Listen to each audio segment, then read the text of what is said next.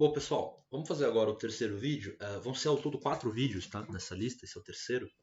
Nesse aqui a gente vai resolver os exercícios 13, 14 e 15. E aí os exercícios 16 e 17 vão ficar para o último vídeo, tá? Então, nesse aqui, o exercício 13, ele fala assim: considere a figura abaixo. Calcule a resistência equivalente entre os pontos A e B. E no item B, se a queda de potencial for de 12 volts, qual vai ser a corrente que vai passar em cada resistor? Bom, vamos lá. Para achar a resistência equivalente, a gente vai usar que esses 3 resistores estão em paralelo. No vídeo anterior eu discuti quando que resistores estão em paralelo. Como eles estão em paralelo, a relação que a gente usa para achar a resistência equivalente é a seguinte. A gente escreve que 1 sobre essa resistência equivalente é 1 sobre R1 mais 1 sobre R2 mais 1 sobre R3.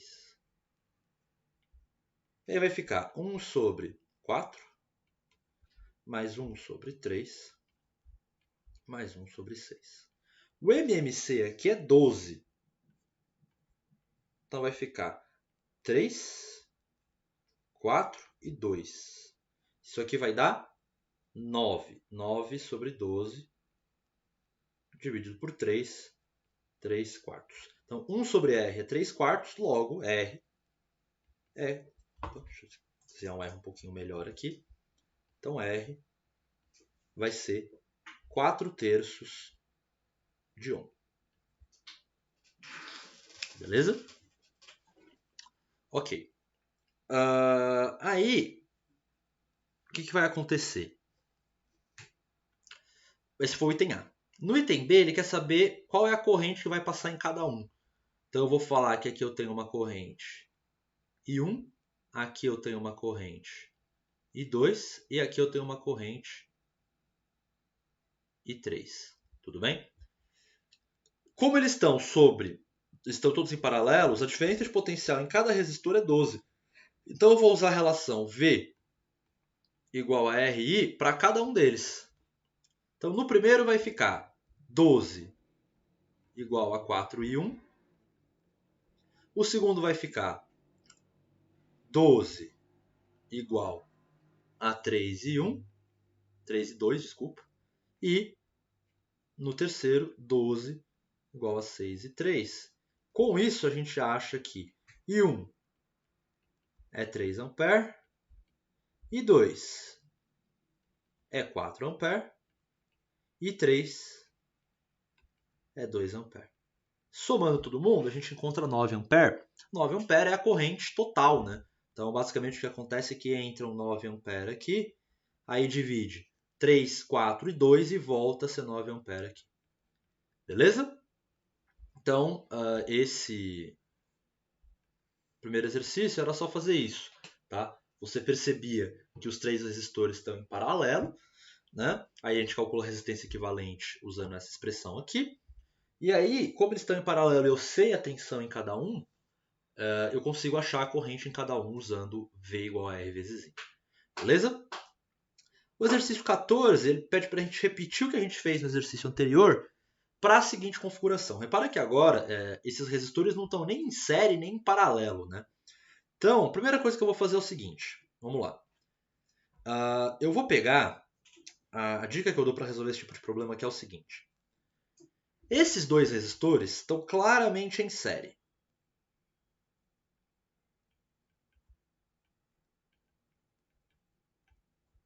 Enquanto estes aqui estão claramente em paralelo.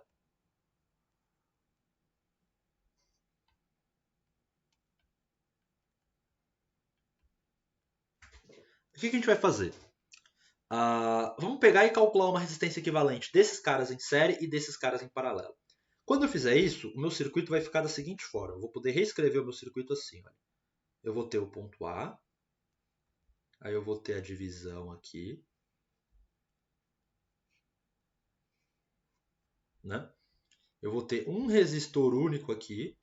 Eu vou ter um resistor único aqui e outro resistor único aqui.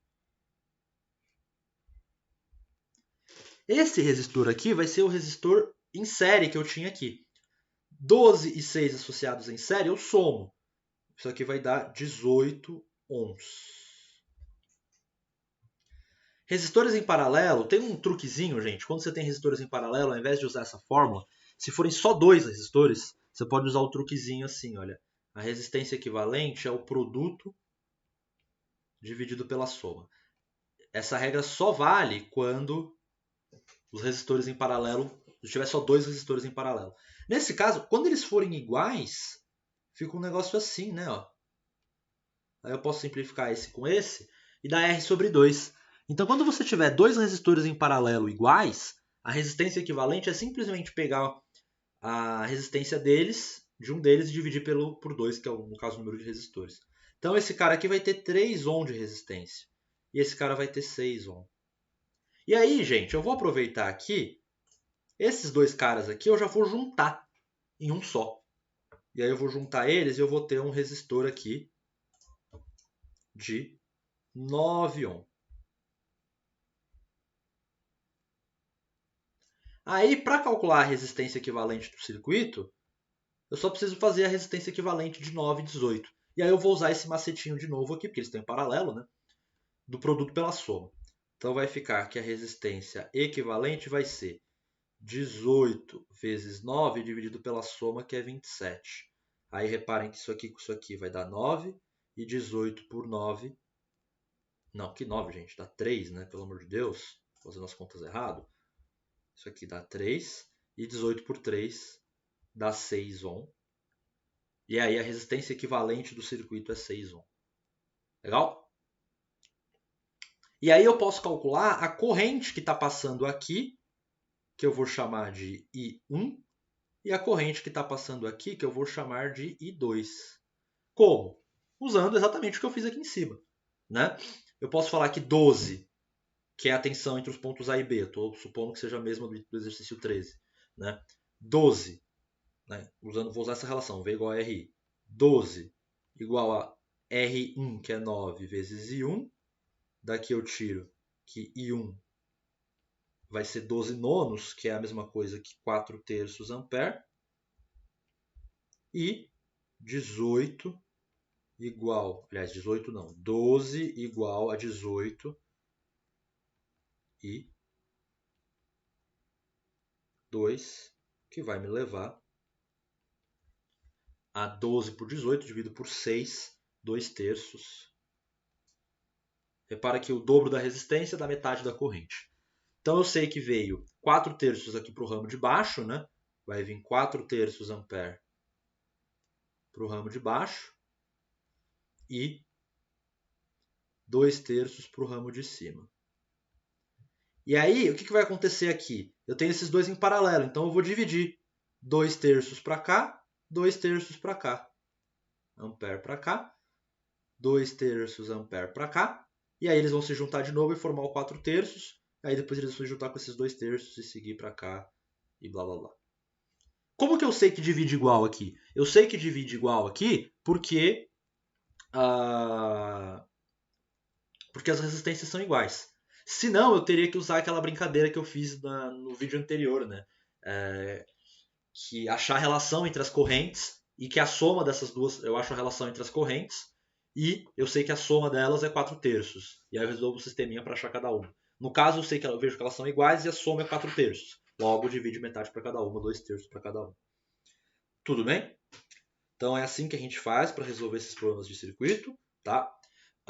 E é isso. Agora eu vou fazer o exercício 15, que é um pouquinho diferente, tá? Ele tem um truquezinho legal para a gente resolver usando simetrias. Eu acho sempre legal resolver problemas usando simetria. Eu particularmente gosto bastante de resolver exercício usando simetria. Tá? Eu acho interessante, tipo, faz a gente usar um raciocínio, estimular o nosso raciocínio para resolver os problemas. Eu gosto bastante. Tá? Então, esse aqui a gente vai resolver dessa forma. Então ele fala assim, ó, mostre que a resistência equivalente entre os pontos A e B da figura abaixo é R. O que aconteceria se um resistor de resistência R fosse ligado entre os pontos C e D? Legal, vamos resolver a primeira parte primeiro. Vamos calcular a resistência equivalente desse sistema aí. Tá? Bom, eu acho que é fácil perceber que estes dois carinhas aqui estão em série e esses dois carinhas aqui estão em série. Quando eu pegar, então eu posso redesenhar esse circuito assim. Ponto A.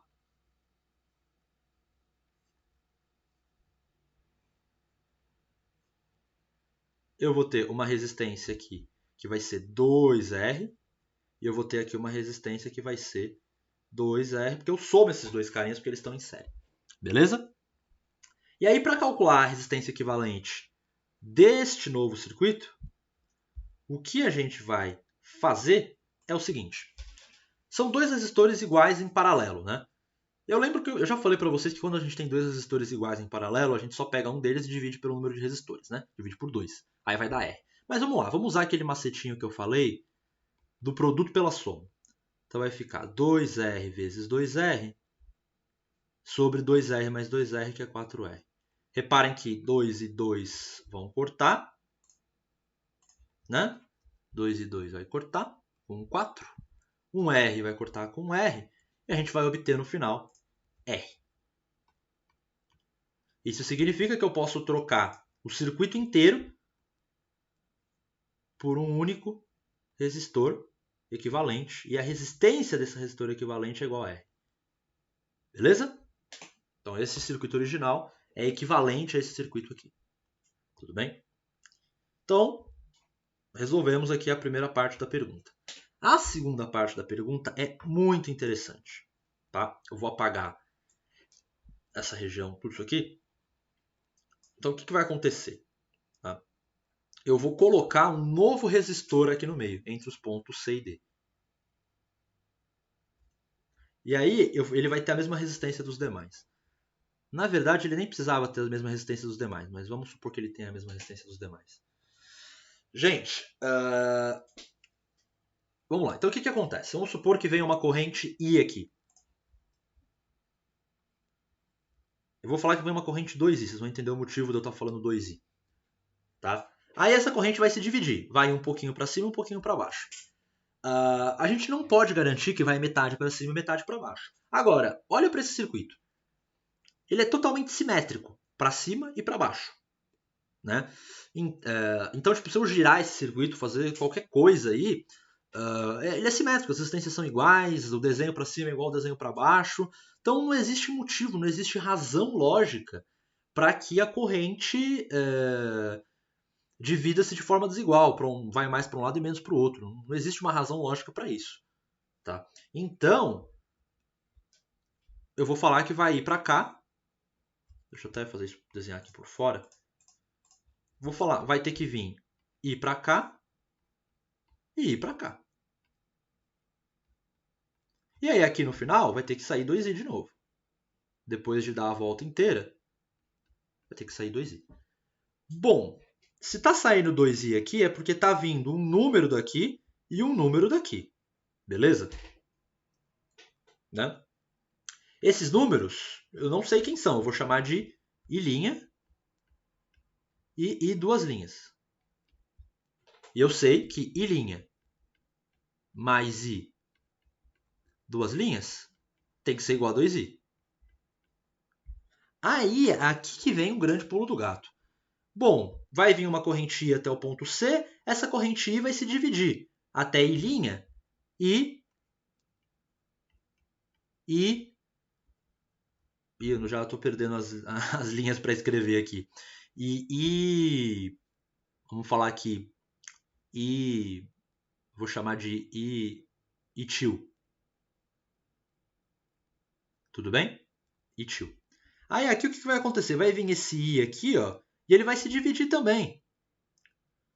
Né? Na verdade, aí olha o que vai acontecer, gente. Eu estou supondo que vem esse I tio aqui. Aí olha o que vai acontecer. Esse I tio vai juntar com esse I e vai dar esse I duas linhas. Então vamos lá. I tio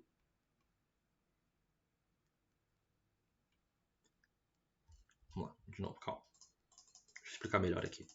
Olhando para esse nó aqui, o I vai se dividir em I tio mais I'. Reparem que eu convencionei o sentido do I tio aqui para baixo. Eu podia ter feito ele para cima, não sei. Tá? E aí, aqui no ponto D, eu vou ter que o I mais o I tio dá o I duas linhas.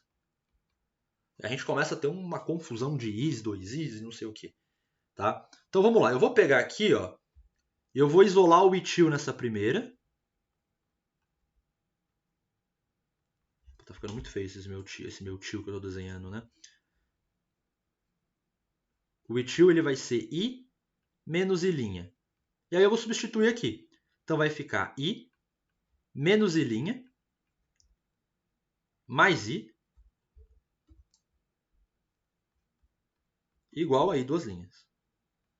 E aí isso aqui vai dar simplesmente 2i igual a i' mais i duas linhas. Que é uma equação que a gente já tinha.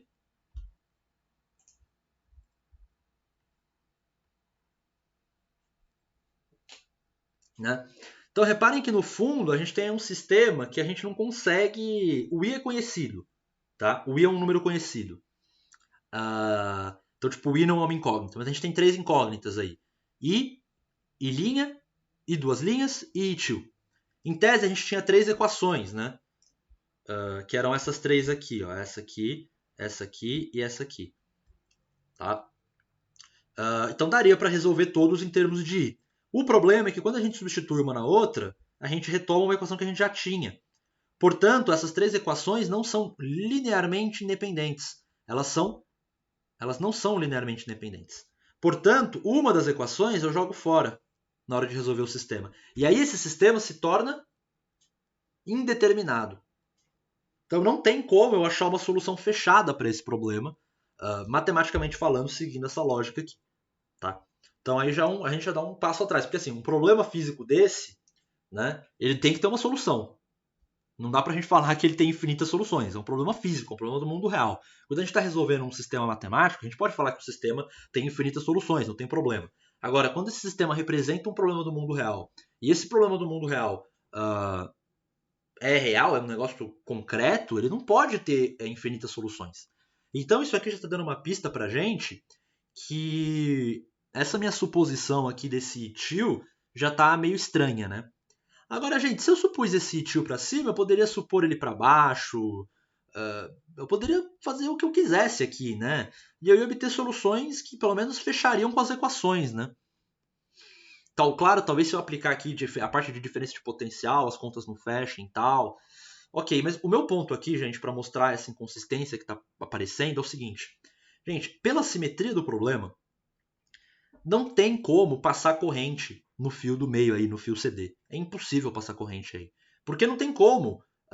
Eu ter uma corrente que vai de baixo para cima ou de cima para baixo. O problema tem simetria completa. Não tem, é impossível eu ter uma corrente passando de C para D ou de D para C. Eu posso até pensar que eu tenho uma corrente indo de D para C que é igual à corrente indo de C para D, de modo que elas se anulem. Aí daria para fazer uma interpretação e manteria uma certa simetria no problema.